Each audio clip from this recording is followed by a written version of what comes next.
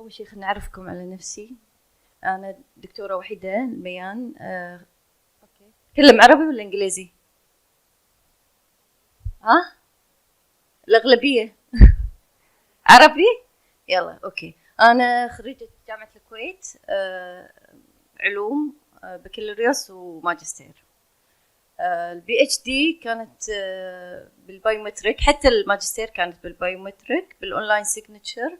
بعدين البي اتش دي كانت بالبايومتريك فيوجن، الايرس كانت فيريفيكيشن، كانت مع الاونلاين سيجنتشر. وعندي اكثر من 24 بحث بالبايومتريك والديتا مايننج. خلينا نبدا بالارقام. الحين اغلب البوبوليشن العالم كلهم، most of the population of the world use internet. Okay, if you need figures, that's 93, almost 93 of 4.8 billion of global internet users, and 90 and 85 of the rest, and then use mobile application. Okay, regarding data, our social media platform, you have Facebook. It's not number one at all the times. In fact, I think TikTok has recently became number one. What I'm interested in is Twitter. Twitter claimed that it have 330 million monthly active user, and this is يعني an issue here. Okay, because we're investigating the spam in Twitter and how we can develop a data mining approach to detect it. According to data market ads and like that, the ads, I think it's reached the growth at في بيم هني صح؟ شنو اللي طلع بيم؟ شنو اللي طلع؟ شنو؟ البيم شلون يطلع اي كاهو. زين هذيلا ريتش الادز ريتش 102 بليون. هذه اخر احصائيات يعني. and the tag reached 240% increase. Okay, let's get into numbers in Kuwait. Social media platform in Kuwait, I think يعني 93% of the people in Kuwait use social media, and this is a huge number. And when you get to know Twitter, I think the number published by the Twitter advertising resources indicated that Twitter had 1.48 million users in Kuwait. Okay, I'm interested in Twitter because this is the case study. Okay. This is a graph, shows the numbers in Kuwait, social media platform user in Kuwait. You can see that Facebook, number one, most of the Kuwaitis use it, some of the Kuwaitis. The rest are interested in Instagram, Twitter, and Snap, okay. LinkedIn has a share also. Okay, you remember Elon Musk when he give a number for to take over Twitter company. You remember this? Okay. What happened? Why did it stop? Why did he halt the deal? Why did he stop it? He wanted to know how many spam accounts in Twitter.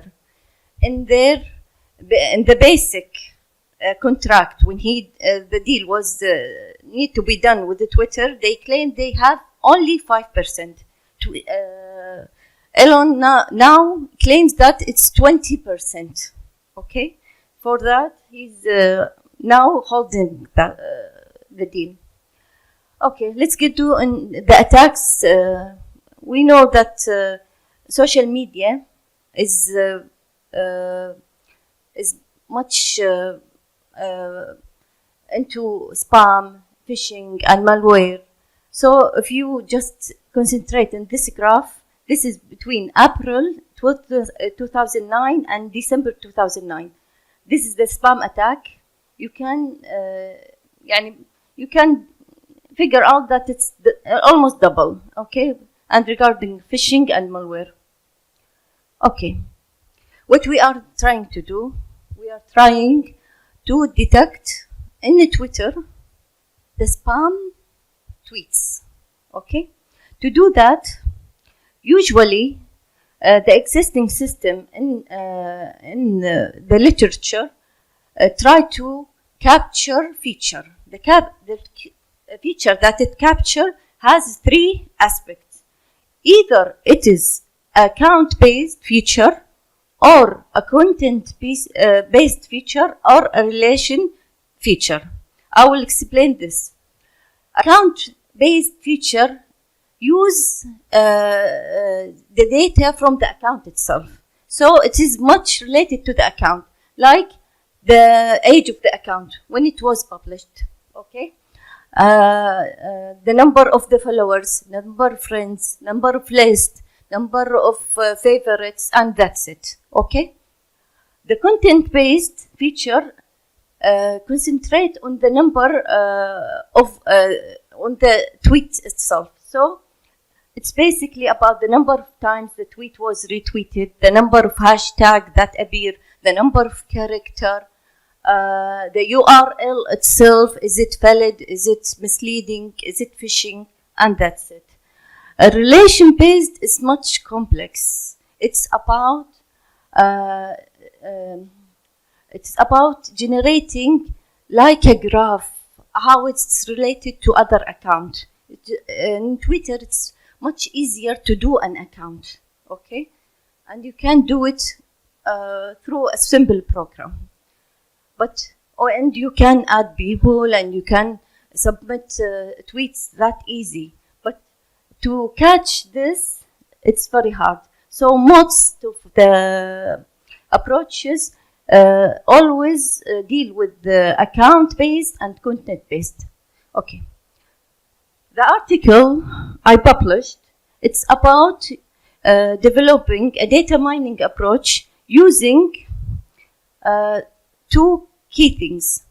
The first thing is trying to reduce the number of features, and for that I used 3 algorithms, and I compared between them, and they were successful. I used particle swarm optimization regularly, or it's known as BSO, okay, Coco search, CS, BAT search, okay. Then I used several classification schemes like BiasNet, C4.5, Random Forest, this is the abbreviation, KNN, and MLP as a classifier. Okay, regarding the data sets, when you want to investigate the spam in Twitter, you need to collect the database. You need to have a good database, and it need to be with classes. So every tweet need to be classified as a spam or non-spam. Okay, and this is a big deal. So I used some of the benchmark. The benchmark in literature, here the source, it was published 2015.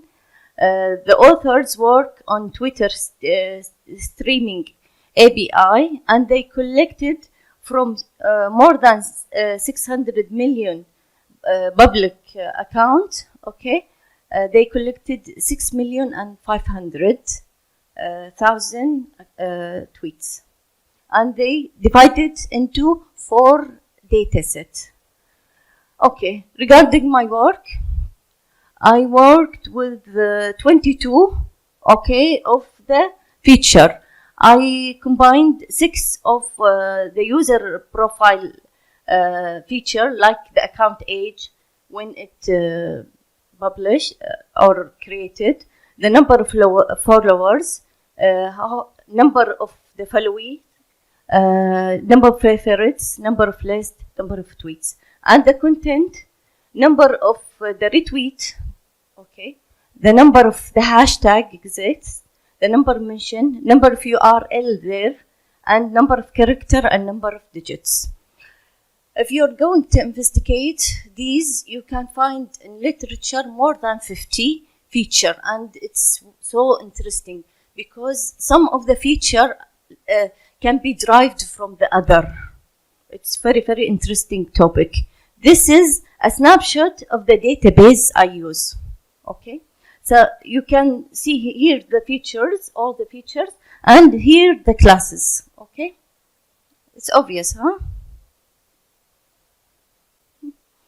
Okay, the dataset, I used 3 datasets. And by the way, if you're interested in data mining, I recommend this. This topic, it's very interesting. And you can do it. In the end, I will tell you what. I didn't continue with something with approach. If you have time, you can do it.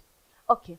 I took 2 of 3. Yeah, 2 light. One is 10,000 صح? The one 10,000 صح؟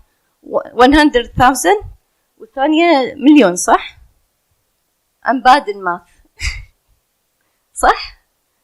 ها؟ أحد معي؟ إيش فيكم؟ ترى قط الميكروفون بس خلاص لا تشوف. ها؟ لا نسجل بعد؟ سجل الحكي اللي قلته؟ صدق والله؟ زين سموني. During the experiment, then I follow a procedure that's using tenfold cross-validation to avoid overfitting, because if you're learning the model, it will be overfitting if you overlearn it. So you will stop it after you divide the data set. You have test and you have learning set. You have to divide it, then to stop at a point to check the learning process. Okay, so it's tenfold cross validation. It's a real database. It's unbalanced, and that's quite what normal in life. When you see a database, it's always unbalanced. The spam can be much less than non-spam, okay? And this is a real database. This is a real challenge. When you work with data mining, it's so challenge to get into this process, try to eliminate this, work around it, okay? So for that, I didn't do anything except using the proper let's say a measurement, performance measurement. So for that, I use we usually, when it's balanced, you don't need more than the accuracy. No, we use accuracy, precision, recall, specificity, and F score also, F1 score. Okay, just to give you a hint of the result, with the algorithms for each data set. Okay, I forget about the data set. So approximately here we have 2 common characteristics or feature, and here 3 and here 2.